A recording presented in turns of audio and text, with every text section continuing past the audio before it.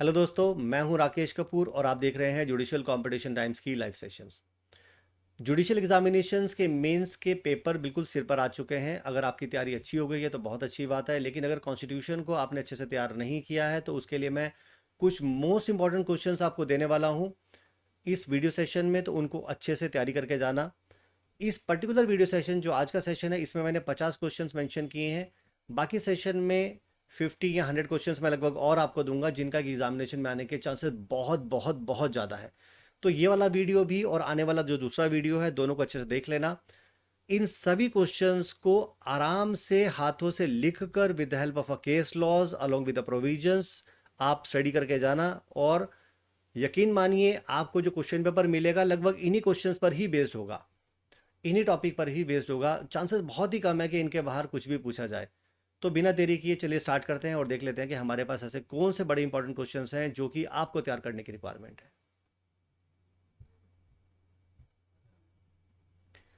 तो चलिए बिना देरी किए स्टार्ट करते हैं और देखते हैं कि हमारे पास कौन कौन से ऐसे मोस्ट इंपॉर्टेंट क्वेश्चंस हैं जो कि जुडिशरी की एग्जामिनेशन में, स्पेशली क्योंकि हम कॉन्स्टिट्यूशन के बारे में बात कर रहे हैं, तो कॉन्स्टिट्यूशन के पेपर में कौन से ऐसे क्वेश्चंस हैं जिनके पूछे जाने की टेंडेंसी बहुत ज़्यादा है। मैंने अपने इस सीरीज़ को 2 डिफरेंट पार्ट्स में डिवाइड किया है। आज वाले सेक्शन में मैं लगभग 50 क्वेश्चंस को डिस्कस करूंगा जो कि मोस्ट इंपॉर्टेंट क्वेश्चंस हैं, एग्जामिनेशन में आने के चांसेस बहुत ज़्यादा हैं। अब यहाँ पर एक वीडियो में सबके सॉल्यूशंस तो डिस्कस नहीं कर सकता डिटेल में, इसलिए मैं आपको वो सारे क्वेश्चंस प्रोवाइड कर रहा हूँ ताकि आप फ्यूचर के लिए इनको अच्छे से प्रिपेयर कर लें और एग्जामिनेशन में आपका परफॉर्मेंस अच्छा हो जाए, ताकि कोई ऐसा टॉपिक आपके हाथ से छूट ना जाए जो कि आपको प्रिपेयर करना चाहिए और आपने प्रिपेयर ना किया हो। तो सबसे पहला जो क्वेश्चन हमारे पास या टॉपिक है वो ये कि जो कॉन्स्टिट्यूशन ऑफ इंडिया है, इसको कमेंस करने के पीछे कौन कौन से सरकमस्टांसेस का हाथ है। ऐसे कौन से सरकमस्टांसेस हैं जिनकी वजह से हमें कॉन्स्टिट्यूशन ऑफ इंडिया को बनाने या गठन करने की रिक्वायरमेंट पड़ी। ये पहला क्वेश्चन है, बड़ा इंपॉर्टेंट है। दूसरा क्वेश्चन ये है कि हमारा जो इंडिया है उसके कॉमनवेल्थ नेशंस में क्या स्टेटस है। आप लोग जानते हैं हमारे कुछ सराउंडिंग नेबर्स हैं जो कि कॉमनवेल्थ नेशंस के मेंबर्स हैं, तो उनमें हमारे इंडिया का क्या स्टेटस है और वो कहाँ स्टैंड करता है, इसके बारे में भी आप कंटेंट अच्छे से रेडी कर लेना।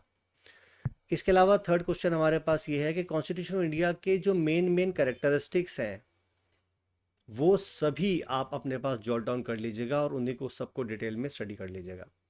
इसके अलावा हमारा जो कॉन्स्टिट्यूशन ऑफ इंडिया है, क्या वो क्वाजी फेडरल नेचर का है या फेडरल नेचर का है, और ऐसा है तो अगर क्यों है, तो उन सभी के रीजंस भी आप अच्छे से स्टडी कर लीजिएगा। मैं सॉल्यूशंस को for the sake of convenience of the time मैं यहाँ पर डिस्कस नहीं कर रहा हूँ, लेकिन हाँ, आपको अच्छे से लिख कर इन सभी सॉल्यूशंस को देख लेना है इन क्वेश्चंस के रेफरेंस में। इसके अलावा आप लोग जानते हैं प्रियम्बल बहुत इंपॉर्टेंट है, प्रियम्बल के ऊपर क्वेश्चन पूछा जा सकता है। और क्या प्रियम्बल हमारे कॉन्स्टिट्यूशन का पार्ट एंड पार्सल है, इसके कॉन्टेक्स्ट में साइटेशन को अच्छे से रेडी करके जाना। आप लोगों को मालूम है इसमें साइटेशन क्या है। इसके अलावा हमारे पास एक टॉपिक है सिटीजनशिप। सिटीजनशिप ऑलरेडी हमारे पास एक एनेक्टमेंट स्पेशल एक्ट है, पास हुआ हुआ है, सिटीजनशिप एक्ट। इसके अलावा हमारे कॉन्स्टिट्यूशन में भी सिटीजनशिप को लेकर प्रोविज़न दिया हुआ है, तो उसको आप अच्छे से रेडी करके जाना कि हमारे कॉन्स्टिट्यूशन में जो सिटीजनशिप है वो कैसे कैसे एक्वायर हो सकती है, कितनी तरह की होती है, वो सारा आप डिटेल में लेकर जाना। जैसे कि कुछ पाकिस्तान से जब लौट कर आए थे पार्टीशन के बाद और जो यहाँ से वहाँ चले गए हैं, या बाद में उन्होंने एक्वायर किया तो उसका क्या तरीका था, ये तो सारी बातें आपको अच्छे से गो थ्रू करनी है। इस कॉन्टेक्स्ट में एक साइटेशन भी है, Lal Babu Hussain versus electoral registration officer EIR 1995 supreme court 1189। मैंने यहाँ पर साइटेशन स्पेशली मेंशन कर दी है।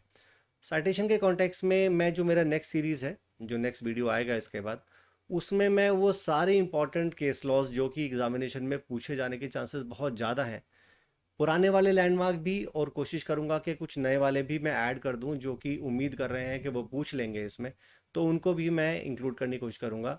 तो यूपी जुडिशरी में काफ़ी ज़्यादा हेल्पफुल हो गए आपके ये सारे क्वेश्चंस, तो अच्छे से गो थ्रू करके जाना। इसके अलावा हमारे पास जो स्टेट है, जो स्टेट का मीनिंग है वो आर्टिकल नंबर 12 में दिया है, और काफ़ी सारे साइटेशंस हैं जो कि स्टेट के डेफिनेशन को डिफाइन करते हैं। इसको आप अच्छे से करके जाना कि स्टेट का क्या मीनिंग है और उसको किस कॉन्टेक्स्ट में देखा जाता है। इसके अलावा हम लोग समझते ही हैं कि हम लोग फंडामेंटल राइट के बारे में स्टडी करते हैं कॉन्स्टिट्यूशन ऑफ इंडिया में, हम लोग फंडामेंटल ड्यूटीज़, डायरेक्टिव प्रिंसिपल्स, इनके सभी आर्टिकल्स को थॉरोली करके जाना। हो सकता है किसी ना किसी कॉन्टेक्स्ट में एक प्रॉब्लम बेस्ड क्वेश्चन बनाकर जो कि साइटेशन पर बेस्ड होगा वो आपको दे दिया जाएगा। ज़्यादातर टेंडेंसी यही होती है कि कोई एक नया केस लॉ आया, उसमें कोई फंडामेंटल राइट्स को डिस्कस किया गया, उसमें कोई डायरेक्टिव प्रिंसिपल्स का भी कुछ डिस्कशन हुआ था, तो उसकी लाइट में वो आपको फंडामेंटल राइट्स के कॉन्टेक्स्ट में कोई क्वेश्चन पूछ सकते हैं। यूजुअली टेंडेंसी कम ही होती है कि डायरेक्ट क्वेश्चन वो आपसे फंडामेंटल राइट्स के बारे में पूछे। आमतौर पर अगर आपने देखा होगा कि जो माइनॉरिटी इंस्टीट्यूशंस हैं उनके बारे में, माइनॉरिटीज़ को लेकर, रिजर्वेशन को लेकर, right to life and personal liberty को लेकर, उनके जो अप्लाइड केस लॉज हैं उनके बेसिस पर क्वेश्चंस ज़्यादा पूछे जाते हैं। देखिए, कॉन्स्टिट्यूशन ऑफ इंडिया में अगर आप ये सोचेंगे कि बेयर एक्ट में से क्वेश्चन सीधे सीधे तौर पर आएंगे तो ऐसा तो बहुत ही कम होगा, क्योंकि कॉन्स्टिट्यूशन एक ऐसा टॉपिक है जिसमें मैक्सिमम केस लॉज के द्वारा इसको एसरटेन किया गया है, और यही आपको करना है। आप इसको केस लॉ के बेसिस पर ही डिसाइड करके जाना, मतलब अच्छे से केस लॉ रेडी करके जाना अपने हर टॉपिक के ऊपर। इसके अलावा जो हमारे प्री कॉन्स्टिट्यूशनल लॉ हैं और जो पोस्ट कॉन्स्टिट्यूशनल लॉ हैं उनका आपस में क्या रिलेशनशिप है और वो क्या क्या है और उसको कैसे आपको स्टडी करना है, देखना है, उसके रिलेशन में क्या क्या केस लॉज है वो भी आप रेडी कर लेना। फिर हमारे पास जो डॉक्ट्रिन्स हैं, मैंने कुछ डॉक्ट्रिन्स यहाँ पर जॉट डाउन किए हैं, वो आप अच्छे से देख लीजिएगा। जैसे कि doctrine of prospective overruling, doctrine of severability, doctrine of ultra vires, doctrine of eclipse, doctrine of judicial review, doctrine of waiver, और इसके अलावा जैसे बशेश्वर वाला एक केस है जिसमें कि ये कहा गया कि फंडामेंटल राइट्स को हम वेव ऑफ कर सकते हैं कि नहीं कर सकते हैं। तो साइटेशन बेस्ड आप इनको एनालाइज अच्छे से कर लीजिएगा, अदरवाइज अच्छे मार्क्स नहीं मिलेंगे। इसके अलावा हमारे पास राइट टू इक्वालिटी है, राइट टू इक्वालिटी को अच्छे से कर लीजिएगा। और राइट टू इक्वालिटी में एक और ख़ास बात है, जो क्लासिफिकेशन है और रीजनेबल क्लासिफिकेशन है, इस दोनों टॉपिक को अच्छे से करके जाना, क्योंकि ये क्लासिफिकेशन में काफ़ी ज़्यादा आपको मदद करेगा। ठीक है। और सुप्रीम कोर्ट की अगर कोई गाइडलाइंस हैं in relation to third genders, क्या वो राइट टू इक्वालिटी में आते हैं, नहीं आते हैं, उसमें क्या क्या केस लॉ हैं, या जैसे कि right to life and personal liberty के कॉन्टेक्स्ट में मैंने कुछ साइटेशंस और केस लॉज हमारे वीडियोस के फॉर्म में ऑलरेडी दिए भी हैं और हमारी वेबसाइट पर भी मौजूद हैं और हमारे यूट्यूब चैनल पर भी मौजूद हैं, तो उसको भी आप अच्छे से करके जाना और उसके बेस पर वो क्वेश्चन आपसे पूछ सकते हैं। इसके अलावा हम लोग अच्छे से जानते हैं कि कॉन्स्टिट्यूशन में स्पेशल प्रोविजंस बनाए गए हैं वेमेन के लिए और चिल्ड्रन के लिए। उनके कॉन्टेक्स्ट में कोई पर्टिकुलर केस लॉ और कौन कौन से आर्टिकल्स हैं, कौन कौन से आर्टिकल्स में क्या क्या बात मेंशन की गई है, क्या ये बात डायरेक्टिव प्रिंसिपल्स में लिखी गई है, तो कौन से आर्टिकल के कौन से क्लॉज में लिखी गई है, इसको अच्छे से गो थ्रू करके जाना। और आगे हमारे पास है फिर रिजर्वेशन, और रिजर्वेशन के कॉन्टेक्स्ट में जो हमारे पास आर्टिकल नंबर 16 का 4A है, इसको तो किसी भी कीमत पर छोड़कर नहीं जाना है। आर्टिकल नंबर 16 बड़ा इंपॉर्टेंट है, रिजर्वेशन को लेकर ये कनेक्ट करता है, इसको अच्छे से स्टडी करके जाना। और इस कॉन्टेक्स्ट में मैंने, आप स्क्रीन पर देख सकते हो, जैसे कि मैंने केस लॉ भी मेंशन किया है, take a reference of UP power corporation versus Rajesh Kumar and others, 2012 का मामला है, सुप्रीम कोर्ट ने प्रोनाउंस किया था। इस केस लॉ को भी अच्छे से तैयार करके जाना। इसके अलावा मान लो रिजर्वेशन के कॉन्टेक्स्ट में एक और क्वेश्चन ये बनता है कि एक लेडी है, ऑलरेडी SC ST को बिलोंग करती थी, उसकी शादी एक जनरल पर्सन से हो गई, मतलब कि एक नॉर्मल जो जनरल कास्ट को बिलोंग करता है उससे हो गई, तो अब उसका फ्यूचर में क्या स्टेटस होगा। तो इस कॉन्टेक्स्ट में क्योंकि केस लॉ से ही डिसाइड किया गया है ये मामला भी, तो इसको भी अच्छे से करके जाइएगा। इसके अलावा right to life and personal liberty तो मैंने आपको बता दिया, और आर्टिकल नंबर 19 में right of freedom of speech and expression, इस पर भी अप्लाइड क्वेश्चन बन सकते हैं। मैक्सिमम क्वेश्चन अगर आप देखोगे ना, डायरेक्ट क्वेश्चन नहीं होंगे, अप्लाइड क्वेश्चन ज़्यादा होंगे केस लॉ पर बेस्ड। मैं बार बार एक ही बात बोल रहा हूँ, कॉन्स्टिट्यूशन का पेपर केस लॉ बेस्ड होता है, इसलिए केस लॉ को तो अच्छे से करके जाना सभी टॉपिक्स पर। फिर इसके अलावा एक बड़ा इंपॉर्टेंट टॉपिक है आपका आर्टिकल नंबर 20। आर्टिकल नंबर 20 में हमारे ex post facto law, protection of double jeopardy, इन सब से रिलेटेड जो है हमारे पास कुछ प्रोविजंस दिए हैं। आर्टिकल 20 क्लॉज 1, 2, 3, इन सब को अच्छे से करके जाना और इससे रिलेटेड केस लॉ भी देख लेना। Right to life and personal liberty मैं बता ही चुका हूँ, बहुत सारी चीज़ें हैं इसमें, जैसे right to education, right to shelter, right to love, right to food और राइट टू क्लीन एयर, बहुत सारी चीज़ें हैं, बहुत सारी चीज़ें हैं, राइट टू एजुकेशन है, बहुत सारी हैं, उन सभी को अच्छे से करके जाना। क्योंकि हो सकता है किसी पर्टिकुलर टॉपिक पर वो दे दें या जनरल क्वेश्चन पूछ लें, ज़्यादा तो स्पेसिफिक ही पूछते हैं, जैसे राइट टू एजुकेशन को लेकर कुछ ना कुछ पूछ सकते हैं। किसी के पास जैसे मिट्ठू सिंह वाला केस है कि right to life does not include right to die. तो इस तरह की अप्लाइड क्वेश्चंस आप right to life and personal liberty पर भी, स्पेशली जो पिछले 6 महीने में जो जजमेंट्स आए हैं उन केस लॉज और जजमेंट के कॉन्टेक्स्ट में रेडी करके जाना, वो ज़्यादा बेनिफिशियल आपके लिए होगा। नेक्स्ट आते हैं हम आर्टिकल नंबर 21A, जो कि एजुकेशन के बारे में बात करता है, और 51A, जो कि एजुकेशन का बर्डन पेरेंट्स पर डालता है कि बच्चों को पढ़ाने की जिम्मेदारी आपकी है।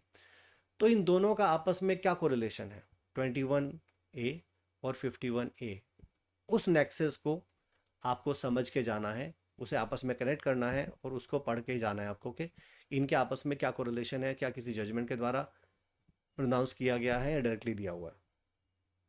इसके अलावा हमारे पास है preventive detention, right against exploitation को लेकर बहुत इंपॉर्टेंट है, इसमें आने के चांसेस पूरे पूरे हैं।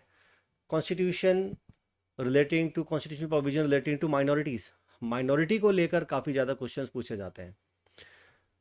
इसके अलावा वो सारी necessary conditions which are necessary for establishing the education institution as a minority institution, अगर आप किसी भी इंस्टीट्यूशन को एस्टेब्लिश करना चाहते हैं एज अ माइनॉरिटी इंस्टीट्यूशन, तो उसके लिए क्या क्या अनिवार्यताएं होती हैं, उसके लिए क्या क्या असेंशियल रिक्वायरमेंट्स होती हैं, उन सबको आप अच्छे से करके जाना। और फंडामेंटल राइट्स में राइट टू प्रॉपर्टी, जो कि अब फंडामेंटल राइट नहीं है, तो वो पहले कौन से क्लॉज में फंडामेंटल राइट थी, कौन से अमेंडमेंट से फंडामेंटल राइट नहीं रही, कौन सा ऐसा पर्टिकुलर जजमेंट आया जिसकी वजह से वो फंडामेंटल राइट नहीं रही और एक प्रोप्राइटरी राइट में कन्वर्ट हो गई या कॉन्स्टिट्यूशनल प्रोविजन में कन्वर्ट हो गई, तो इसको भी आपको अच्छे से करके जाना है। और हमारा जो कॉन्स्टिट्यूशन का जो बैकबोन है कॉन्स्टिट्यूशनल रेमेडी, इसको भी अच्छे से करके जाना है, क्योंकि इसके बगैर तो आप कुछ भी नहीं कर सकते। आर्टिकल 20, सॉरी आर्टिकल 32, इसके बगैर तो आप कुछ नहीं कर सकते। तो 32 को, आर्टिकल 32 को आप बहुत अच्छे से करके जाना, जो कि कॉन्स्टिट्यूशनल रेमेडी के बारे में बात करता है। फिर जब मैं कॉन्स्टिट्यूशनल रेमेडी के बारे में बात करूंगा तो सारी रिट्स के भी बात आएगी, हेबेस कॉर्पस, मैंडमस, सर्चरी, ये सभी क्वो वारंटो, इन सबको अच्छे से स्टडी करके जाना, और कब कब किस किस में लागू होती हैं और उनके रिलेशन में कौन कौन से केस लॉज हैं, उनको अच्छे से स्टडी करके जाना। फिर आते हैं हम डायरेक्टिव प्रिंसिपल्स पर। Directive principles of state policy, क्या ये इन्फोर्सेबल होती हैं, नहीं होती, कैसे इसको इन्फोर्स कर सकते हैं, उसकी क्या इंपॉर्टेंस है, और डायरेक्टिव प्रिंसिपल्स और जो फंडामेंटल राइट्स हैं उनके आपस में क्या रिलेशनशिप है, ये आप स्टडी करके जाना अच्छे से। इसके अलावा सुप्रीम कोर्ट के साइटेशंस, पर्टिकुलरली जो हमारा एनवायरनमेंट है, एनवायरनमेंट को प्रोटेक्ट करने के लिए और उसको इम्प्रूव करने के लिए जितने भी जजमेंट्स आए हैं, जैसे कैट के हो सकते हैं, सुप्रीम कोर्ट के भी हो सकते हैं, उनको आप अच्छे से करके जाना।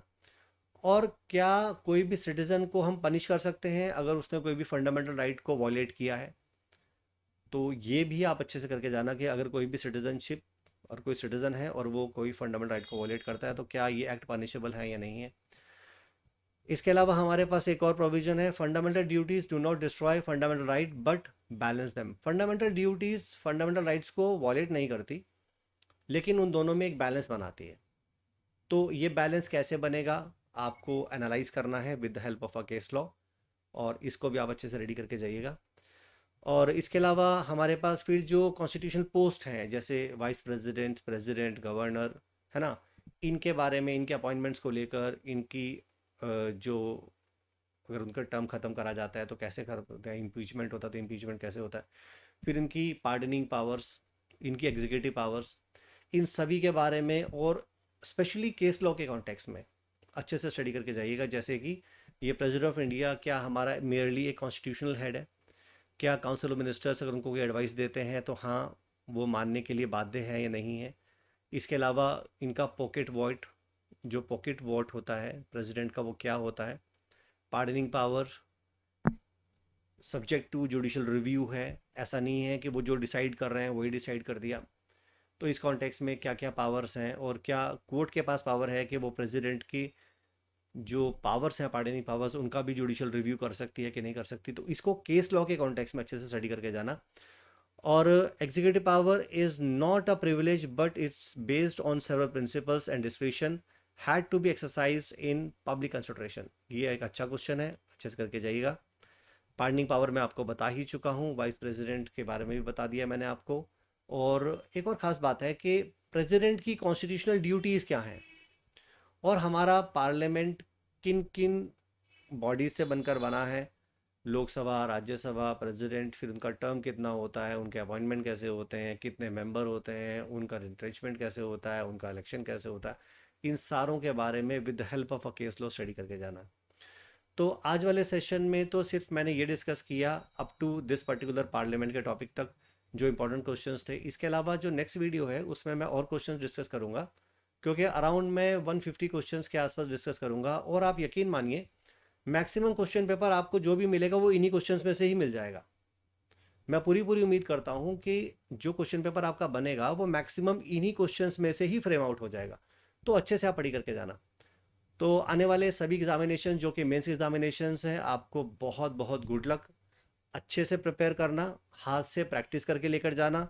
अगर आप ये सोच रहे हो कि बस मैंने रीड कर लिया और मुझे एक ठीक से रिकॉल हो जाएगा, तो ऐसे रिकॉल नहीं होगा। कुछ प्रोविजंस आप भूल जाओगे, हो सकता है सेक्शंस भूल जाओ, हो सकता है आप केस लॉज भूल जाओ। तो लिख कर पॉइंट्स टाइप में, जैसे पॉइंट्स होते हैं, उनको पॉइंट्स में जॉट डाउन कर लो, उसका एक एक केस लॉ याद कर लो, उसका पर्टिकुलर प्रोविजन याद रख लो, इतना सफिशियंट है। ठीक है, बाकी टिप्स मैं आपको नेक्स्ट वाले सेशन में दूंगा। आज के लिए इतना ही। तो थैंक यू सो मच। जय हिंद, जय भारत।